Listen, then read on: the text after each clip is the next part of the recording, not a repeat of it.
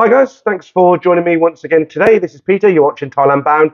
And today, as always on a Saturday, I'm going to be reading out three viewer stories. Three stories that have been sent in to me by viewers who have visited to Thailand, and this is their experiences. Okay, so before I begin, I just want to tell you that I'm still in Pattaya. I'm here for another 2 weeks. I'm in the process, I've got my retirement visa now. I'm now in the process of obtaining my Thai car driving license and my motorcycle license. So hopefully I'll be able to do yet another video on visas and licenses, something to look forward to there. So let's not waste any time. Let's get straight on into story number one, as always. Okay. สวัสดีค่ะ In October 2021, I started talking to a beautiful, then 35-year-old Thai lady on the language exchange app Hello Talk. And as our online relationship started to grow, we talked pretty much non-stop. Indeed, on some weekend nights, we would literally spend 7 hours talking. Then in March 2022, we finally met in Phuket, where I completed the sandbox. At that stage, she was blunt. I was in terrible shape and was extremely overweight, and she could tell that I had some other physical conditions, namely a bad leg and a club foot. So I had to be honest with her about those conditions. She stayed with me throughout the rest of the holiday, and on our final night together, she asked that I return to see her as soon as possible. So I returned in June and was able to shed quite a bit of weight when I was back home by cutting out the takeaways and fatty foods and vowing to myself that I would walk at least 10 miles a day around my area of Birmingham. Fast forward to June, and she was delighted with how much weight I had lost in those 8 weeks. I'd gone from a 34 waist to a 32 waist, went from a large t-shirt size to a medium t-shirt size. I am 5'9". Things were looking positive, albeit with the aforementioned physical conditions that are noticeable. She was honest and said that she really wants me to get those fixed, and obviously I really want to. Then fast forward to October 2022 and my return to Thailand. During the 16 weeks I was away, I hit the gym pretty much every day and stuck to the same diet I was on between March and June. She was really impressed by the progress that I had made. However, on Sunday night, when I finally got around to asking her whether she finally wanted to take the plunge and make our relationship official, she broke down in tears and said that due to my various health conditions, i.e., my leg and my feet, she cannot be in a relationship with me until they're fixed, because she knows how that would look to the outside world. Is she only with me for my money? She loves my heart and says that she's never been in love with someone who is as caring, loving, and emotionally supportive as I am. I want to stress at this stage that only one time has she ever asked me for any money, and that was when she was housebound with COVID back in August. She doesn't want to lose me and is crying at the thought, but whether those are crocodile tears remains to be seen. She says that she is cursing destiny and says that she wants to move to the UK, where, to our credit, people are judged more by the content of their character rather than their appearance, which, from my time spent living abroad, is in contrast to how things are in large parts of the world. The other option is that I get my physical conditions fixed, but both options are, I expect, an impossibility. My own thoughts, though, are that I am done. Whenever we touch, hug, and kiss, I don't feel that special connection between us anymore, and I think that she's starting to notice. A part of me hopes that we can be together, but basic common sense dictates that things have run its course. I have told her that as time is running out on her biological clock, and I am concerned that if she is waiting for me for too long, that she will miss the opportunity to have children. If she wants to break it off, then I will completely understand and wouldn't hate her for it. She's been honest with me after all, but she doesn't want to have children yet. She wants to wait until I've exhausted all possible solutions to the problem. But let's be honest, there's only a 50-50 chance that the operation, in bracket, if I'm ever fortunate to have one, could be successful by that time. Time would have run out for her. I don't know what I would do, Peter, but one thing is for sure. Whilst she and me most likely do not have a future together, I will cherish the memories of her and thank her for providing the kick up the backside I needed. I have been taking my health more seriously and has actually improved my life. On Monday night, in brackets sneakily, I loaded up Tinder and have checked again today and have at the present moment 100 plus likes to shift through. All from Bangkok, where I am currently, while she's working, in brackets, whether genuine or not, it's a nice ego boost for me. Yeah, it's a shame really because a lot of not only in Thailand, a lot of Asian countries they do judge you on your physical appearance. It's all about look, and that goes all the way to clothes, what kind of a watch you wear, what shoes you wear, the brand of shirt. It is very much like that, and unfortunately, and it is unfortunate that if you have some kind of a physical defect or you're very grossly overweight, they will kind of shy away from you because in Thai society, everything they want it to be as perfect as it can be, and it's just something that hasn't changed here. I'm sure it was like that in the West years and years and years ago. As the guy in the story says, people judge us now in the West on our abilities, what we can do, what kind of a character we are. But out here, it's still very much kind of the other way. And it's just unfortunate. But, ending on a positive term, at least he had a good memory and it has motivated him to do something about his health. We all get a little bit plump around the inner drift. And I'm guilty as anybody else. I put a bit of weight on here. I'd lost all that weight last year. I put it back on again.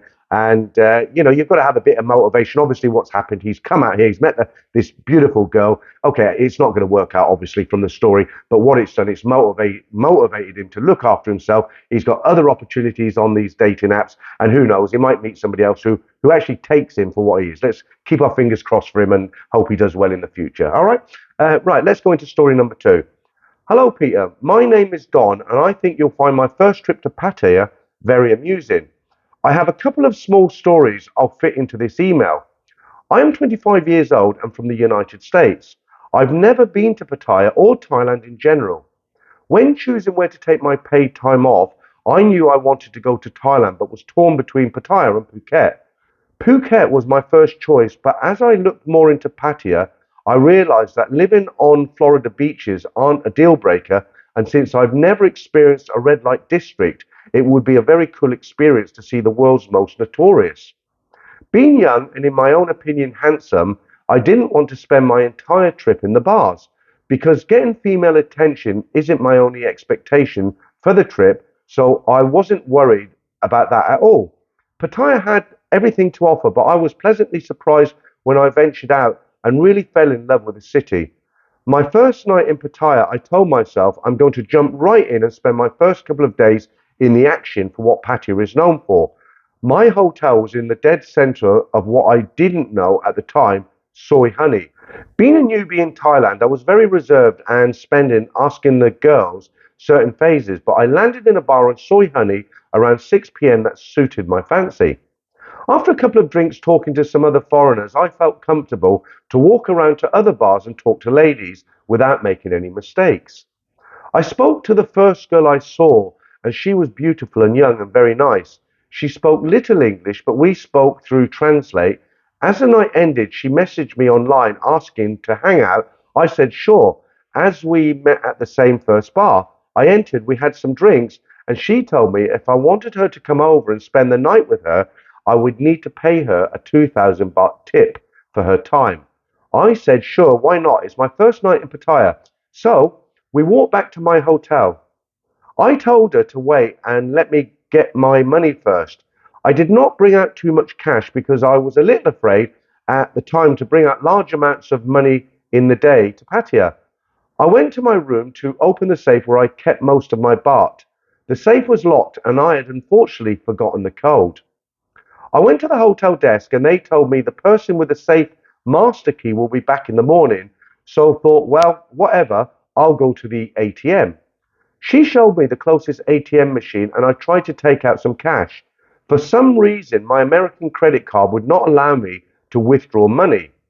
I turned around and told her, I'm not sure what is going on, but currently I don't have enough money to tip her the 2,000 baht she had asked for. I said, I'm sorry and maybe I'll see you again. She stopped me and told me, don't worry about it. And if I ever see her at the bar again, just stop in and tip her the 2,000 baht. I thought this was a direct opposite from what the videos I've watched told me, but she seemed very nice, so I went along with it. We went back to my room and had a lovely night together. The next morning, she woke me up asking if I was hungry. I told her yes, but the employee with the key hadn't come and I still didn't have any money. She said, "Don't worry about it." So we walked to a restaurant and had breakfast. The bill for both of us was around 350 baht. After breakfast, I told her I promised to stop by once my safe is open, and to my surprise, she pulled out her purse and offered me 1,000 baht note. I said, "Are you sure?" She said, "Yes." "You have to eat." I was very confused and told her, "It's okay, I will have the safe open later." I ended up getting the safe open and got my money. I returned to the bar and gave her 3,000 baht, 2,000 for the night, and an extra 1,000 baht for being nice, trusted me, and the breakfast. She must have really loved that because afterwards she constantly messaged me wanting to hang out after work, and I didn't have to pay her. When I told my new foreign friends about the story, they laughed and said, "First night in Pattaya and girl pays you." Yeah, right. They couldn't believe it. My second story is similar, but this time I had money. I wanted to find a barber shop because I realized, unlike America, a nice clean shave is more appealing in Thailand, and it didn't matter to me because in America, I wear a beard or shave depending on how I feel that month. So I found a barber on Soy 6 and walked in. There were no foreigners, but I believe what I found was a salon because it was filled with girls getting pretty. The lady spoke very little English, and I told her, "Just make me handsome and give me a shave." She gave me a very nice haircut and shaved my face. The funny part was, when I told her to just make me handsome, I attracted all the girls in the salon around me, all giving their input to how to do my hair. I believe there were 5 or 6 of them. Some were getting their hair dried while pointing at mine. When it was done, some of them walked out yelling, "Handsome man, handsome man." I guess it attracted the bar right in front of me because there were about 8 girls out the front. One of the ladies in the salon might have worked there because she yelled something in Thai to them and pointed at me and nudged me in that direction. I thought, what the hell? Went to grab a drink. At the bar, I met one girl who fit my type, pretty face with a curvy body. I started to chat with her and told her I'm new to Thailand and just trying out all the places, not looking for anything serious today. She told me to give her my Instagram and to message her. I said okay, and after a drink and a tip, I left. That night, she messaged me telling me to come out with her after work with her friends. I told her yes, but then my new foreign friend told me to be careful because they will rack up a bar tab for all their drinks and food, and I will get stung with a bill. I met with her friends on Walking Street and we went to Club 808. My heart raced a little when a friend ordered bottle service. I waved both of them over and asked how much is this all going to cost. Her friend got quickly slapped my shoulder and said, "Don't worry, we have money. You just pay for your own drinks, okay?"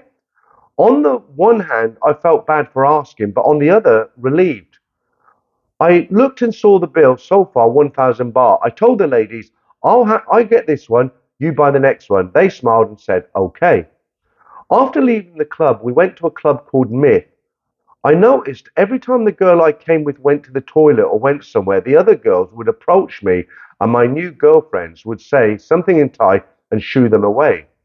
I don't know why, but I really got the impression I was getting more attention than other guys at the club. I wasn't wearing any fancy jewellery, nor was I showing money, but I got approached multiple times by other ladies and I didn't see that happening with other men. I believe it was because of my new Thai haircut. I wasn't keeping track of time, but when me and her friends left the club, I was surprised to see it was daylight. I was very shocked and told her I was going home. She told me she was coming with me, and I said okay. When we got to the room, we had a good night, and I was wondering if I was going to wake up with her asking me for money. I woke up and she said that she wanted to hang out with me the next night. I told her I need time to myself and I was hanging out with my friends, which was a lie because I just needed some space. She got upset and told me that I didn't think she was pretty enough and I had many others to choose from at the club and the other bars as she had seen me get a lot of attention. I told her that's not the case. I pulled out 2,000 baht from my wallet and told her to use this when we go out to buy us next drinks. She smiled and said to me, if you don't come back, I'll spend this money. I'll keep it. And I laughed and said, yes, okay. Moral of the story is, if you go out with Thai girls after work, be ready to party until you drop. Overall, my trip to Pattaya was great, but kind of confused me because I know it's a business with the girls at the end of the day, but I spent very little money on these girls. I wonder if some of them seen me as more than a customer because the following days my phone would constantly ring with girls wanting to hang out. I felt bad, but politely declined most nights because I wanted to explore the city. I wonder if the girls I hung out with were genuinely interested in me or something more. Either way, I politely cut ties with them and thanked them for giving me a great time in Thailand. Okay, so I'm going to give you one of my opinions on this again. I think, the guy was young. He's 25 years old. A couple of things here. Firstly, he made a statement that I wasn't spending that much money. But if you think about it, it was 2,000 baht the first time, it was a 3,000 baht the second time, and it was 1,000 baht for the first round of drinks. Okay, it might have all been a lot more friendlier than normal transactions, but he was definitely paying. And the other thing you've got to remember, guys, is that these girls they're all aged between 20 and 30. There's a lot of older guys come out to a place like Pattaya to meet a young, fairly handsome guy who's about 25 years old that they can hang out. That's got to be more appealing to them, hasn't it? Than meeting a 60, 65-year-old guy who's 40 years older than them or 35 years older than them, right? They can relate. They talk the same sort of way. And the third and final thing, of course, is if they land a young, handsome guy on their arm, it's kind of a little bit of face for them.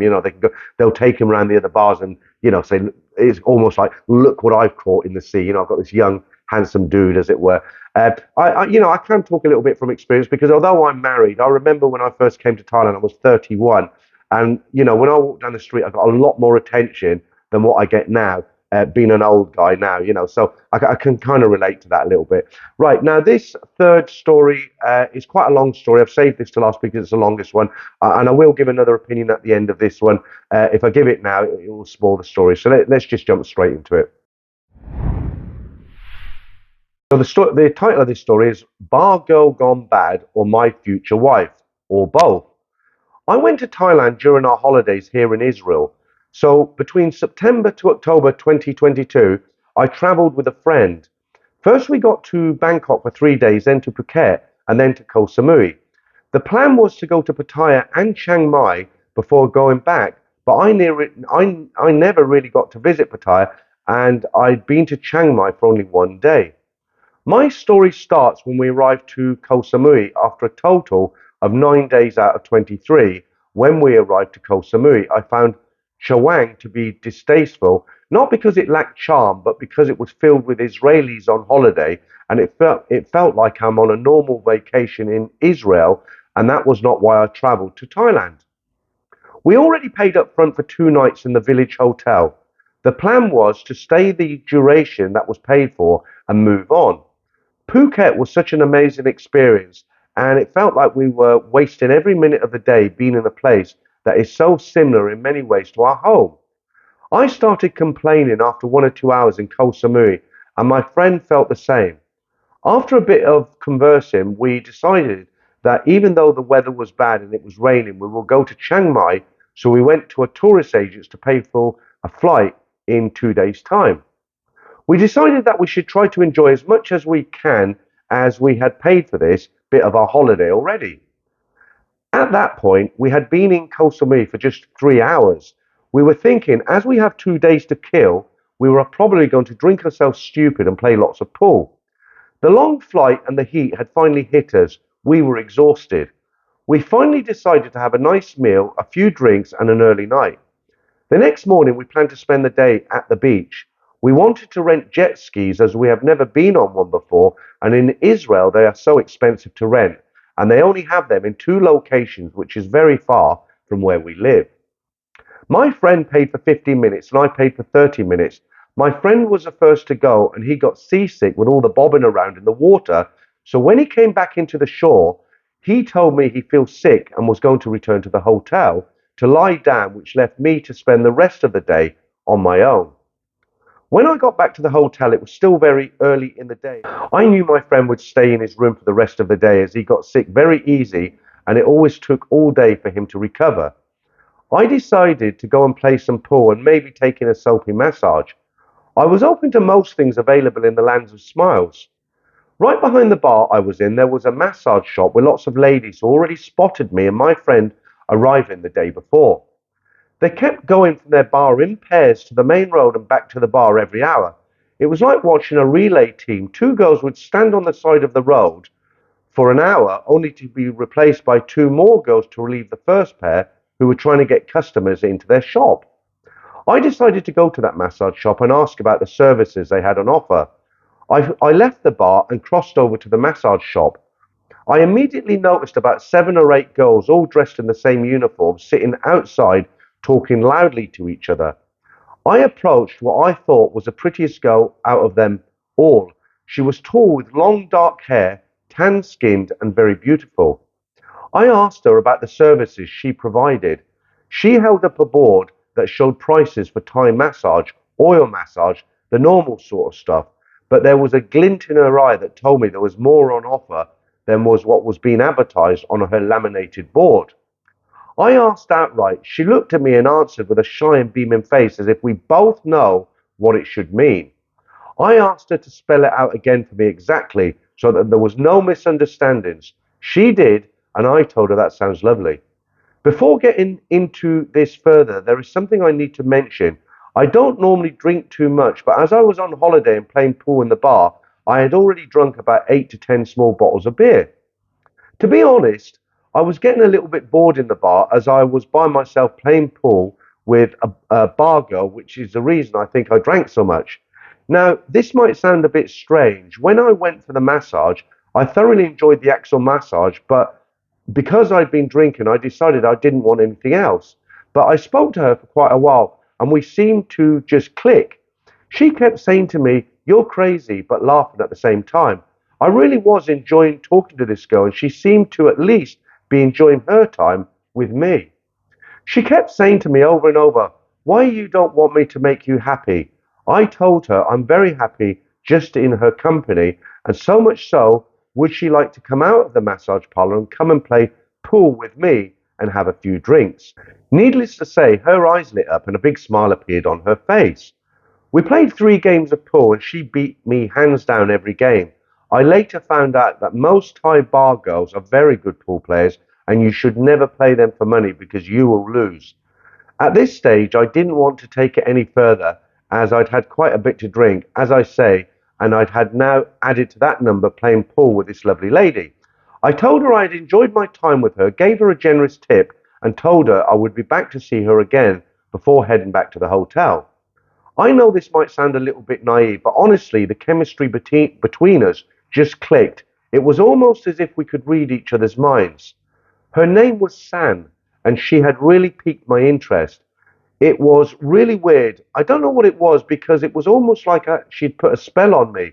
I have been involved in many relationships, but this felt different.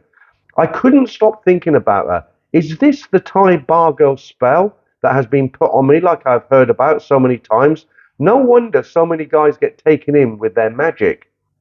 I had a bit of a rest, managed to sober up, showered and put on some decent clothes and couldn't wait to get back to the bar. When I arrived back at the bar, I ordered a drink and I walked over to her massage shop. I told San that I would like her to show me around. She said that this is no problem, but I would have to pay the massage shop to take her out each day. I told her that I don't mind paying for her time, but I wasn't going to pay a bar fine to take her out. She was now in a dilemma because at the time I really didn't understand that this was normal. She wanted to make money, but she knew I wouldn't pay the fine. So she went to speak to the shop owner, and after what seemed like a lifetime, she came outside and said, "Okay, you don't have to pay bar fine. I can come out with you tonight, okay?" Great, I thought. Sam took me to a place called Green Mango Street. It's an open club with lots of tourists just like me, with a partner or a bar girl in tow. San also met with another girl from her shop who had her own customer. We danced, partied, and drank like 10 bottles of San Miguel each. We then moved on to another venue close to the Black Witch, which was a lady boy pool bar, and stayed for like 3 more hours just playing pool, drinking, and dancing. Everybody, including me, is drinking, dancing, enjoying the music. What else could I ask for? Well, I am forgetting that she was actually a working lady doing her job. At the end of the evening, or should I say early morning, San came back with me to my room. Even though I was quite drunk and very exhausted, we had an absolutely fantastic aerobic session and another one in the morning, which was even better. Now it's me who's in the dilemma. I'm so happy hanging out with San. Why on earth would I want to now leave Koh Samui as we had planned? I'm not exaggerating. This night with San had been the best one I'd had in over 6 years. Absolutely brilliant. No other words to describe it. She had to go back to her shop, so I escorted her back. I then went back into the bar and had another couple of games of pool, along with the hair of the dog, i.e., another beer. I had to go back and check up on my friend. He hadn't done a lot since going back to the hotel, and to be honest, he was being very boring at this time. When I got back to the hotel, my friend had just woken up. He told me he had spent the entire day hanging onto the toilet bowl being sick. I told him about my recent adventures and suggested that maybe we should extend for at least one more day to give him time to recover fully. Actually, truth be told, I wanted to see San again. We had planned to stay 10 to 12 days in Chiang Mai, so we had plenty of days to play with. Luckily, my friend agreed to delay, so we went to the agency to change the dates of our flights by a few days. We were really lucky. The tourism agent was good and he didn't charge us an admin fee for changing the flight. My friend told me at dinner that night that he wanted to spend some time on his own to look around the island, which suited me just fine. Obviously, I was going to head back and bar find San again for the rest of the day, but I wanted to do something a little bit more exciting for her rather than just playing pool and drinking all day. I decided to surprise her, take her out on a jet ski. So I took two small plastic bags to put our phones in. By now, I thought most of the girls, including San, must have realized that I'm quite a decent guy and fun to hang out with. I picked up San and we headed to the beach where the jet skis are located. We put our phones in the plastic bags that I had bought and off we went for our adventure. After about 30 seconds, San tapped me and said, "Your phone is swimming around in the plastic bag." I guess being so excited at being with San again, I hadn't closed it properly, and it was vibrating in the bag, looking like something completely weird. Other than my phone getting wet, we had a really nice day. I tried to get San to drive the jet ski, but she was actually terrified of it. She didn't mind being on the back, and it seemed like she did genuinely enjoy it, but she just wouldn't drive it. She took several videos of me on my own from the beach. By this time, I'd kind of mastered it, and the videos turned out great. We then headed back to the hotel for yet another spectacular aerobic session. When I met my friend later, I told him I was having a really good time here and I didn't really want to have to go to Chiang Mai. Surprisingly, he was very cool about it and agreed we could stay here a while longer. I had to draw some cash from an ATM machine, but unfortunately, I didn't know that in Thailand, the ATM machines first give you your cash and then they return your card. It's the other way around in my country. You get your card and then the cash. So without thinking, I took my cash, walked away from the ATM machine, and it wasn't until later I realized that the machine had kept my card. So now my money's getting short. I have no ATM card and my phone got wet and no longer works. So here I am with San, spending every minute of the day with her, paying her bar fine. We're drinking and just enjoying each day as it comes along. It's now day 12, and I'm not really worried about the money because I have my friend with me who can just make a transfer and I can pay him back later. This relationship with San just seems crazy. The chemistry is definitely there and we're both having lots of fun together, even though I'm paying through the nose. San knew that we were only staying for 14 days, so on the evening of day 13, San starts crying, telling me she doesn't want me to leave, as she's never had so much fun with a guy before. She went on to tell me that she's got two daughters, one who was 3 and then one who was 13. Her mother was taking care of them in her village in Isan. She was crying intensely, begging me not to go, but I told her, look, I've got no choice. My friend and myself have booked time in Chiang Mai and we won't agree to stay longer in Koh Samui. So on the morning of the 14th day, when San and I say our goodbyes, she is crying intensely and I am beginning to well up as it's very difficult. I find myself texting her all the way to the airport. I just need to mention that I had bought a cheap second-hand phone so I could at least receive calls. The flight to Chiang Mai took approximately 1 hour. I couldn't stop thinking about her all through the flight. In Chiang Mai, we decided to rent a Jeep. It's quite a common thing to do there. It cost us about 7,000 baht. We wanted to head off to Chiang Rai to see those ladies with the long necks and visit a few temples on the way. A few hours later, we're sitting in a coffee shop having a snack, and I say to my friend, do you think someone would have as much fun in this Jeep visiting tourist areas if they were alone? My friend turned around, and I guess he could read my mind, and said, don't worry about it. It will be a lot of fun with you or without you. I explained my situation to him, and I told him I have fallen in love with San. I know this is definitely a no-no. I have been watching your channel, Peter, for over a year, and I have listened to all the horror stories and thought this will never happen to me. But I just couldn't help myself. I really had fell head over heels for her, so I decided to fly back down to Koh Samui to see her. My friend was very understanding. I told him I wanted to share more time with the love of my life. All he said was that he wanted to meet me in Bangkok when we returned to Israel so that we could share the flight back together, which is fair enough. My money was starting to run really low. My friend had limited funds and had helped me as much as he could, but I didn't get a refund on the Jeep, and the last of my money had been spent on the flight to Koh Samui, which didn't get in until about 10 p.m. the following day. I had a second credit card, but I didn't realize I couldn't use it globally. As I tried to use it, the bank had now cancelled it. I call San and tell her I'm returning to see her. I can't stand being in Thailand and not being able to be with her. She starts screaming and crying down the phone. She's so excited and tells me she will meet me at the airport when I arrive. Money starts to become a real issue as I really am down to my last few baht, so I had to think very hard what to do in this situation. I visited a local rabbi and explained my situation.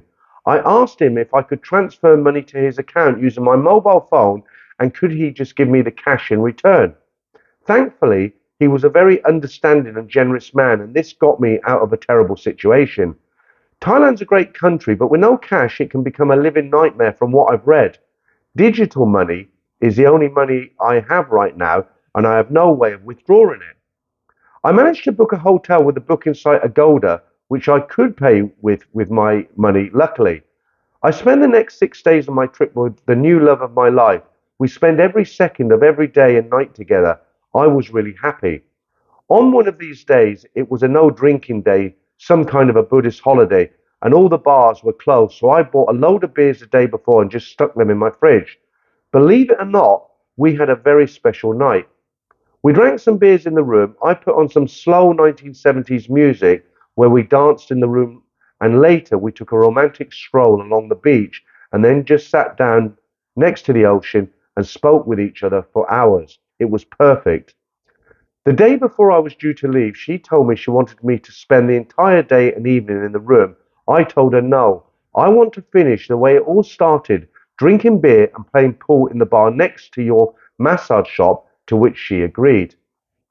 By the end of my holiday, I had become quite a decent pool player, and I managed to not only beat San several times, but also several of the other girls that worked in the shop.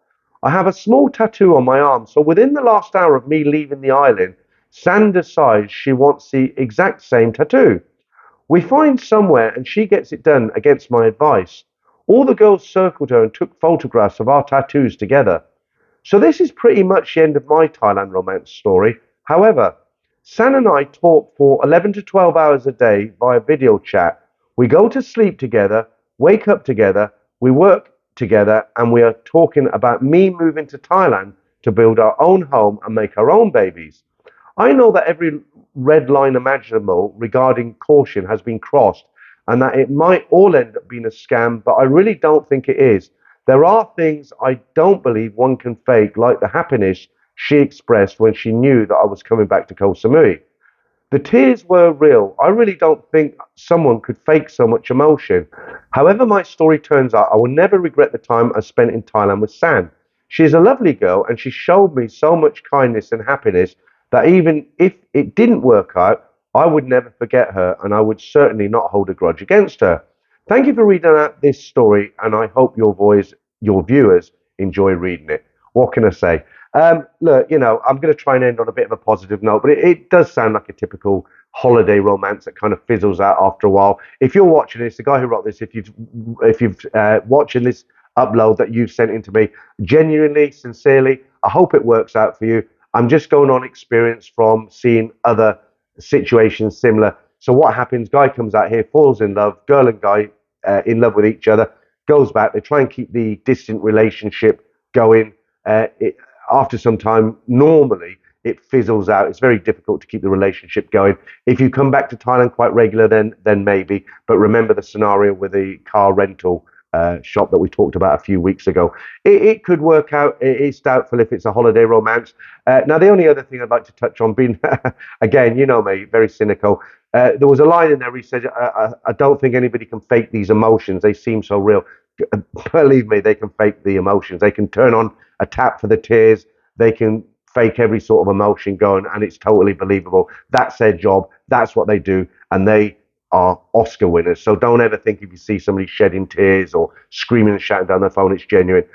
She probably does have some genuine feelings for the guy. She probably, you got to think about it, the kind of human side of things.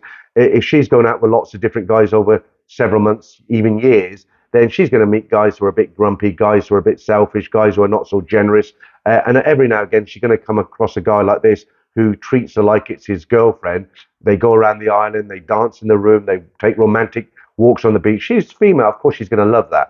But at the end of the day, she's got two daughters in her village. She's got a mother to support. It's business, okay? And unless somebody takes away from that situation and supports her 100%, what can I say? That's the only thing I say.